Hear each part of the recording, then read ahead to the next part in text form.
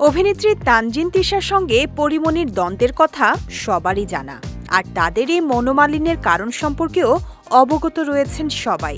এদিকে কয়েকদিন আগেই একটি ফ্যাশন শোয়ে এক মঞ্চে দেখা যায় তিশা পরীকে।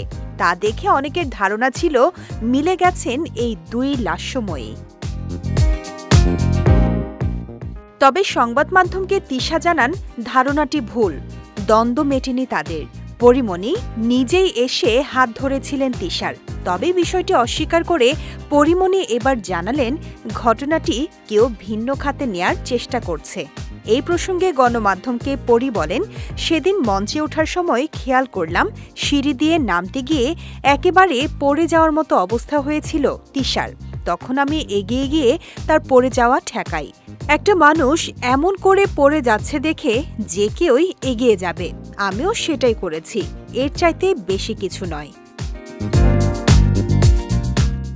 পরিমণি আরও বলেন, আমি যখন তিশার হাত ধরে তার পড়ে যাওয়া ঠেকাই তখন সে আমাকে দেখে অনেকটা ঘাবড়ে যায়। তখন সৌজন্য দেখিয়ে তিশাকে বলি, তুমি ঠিক আছো তো? শুধু এটুকুই কথা হয়েছিল তার সঙ্গে। এরপর তাৎক্ষণিক তাকে সামলেই আমি মঞ্চে উঠে যাই। এখন এই ঘটনার কয়েকদিন পর এসে শুনছি আমি নাকি তিশার হাত ধরে কথা বলার চেষ্টা করেছি। অভিনেত্রীর ভাষ্য, ঘটনাটি ঘটার এতদিন পর এগুলোকে ভিন্ন খাতে নেয়ার চেষ্টা করছেন অনেকে। নিশ্চয়ই তাদের এ বিষয়ে অন্য কোনো উদ্দেশ্য আছে।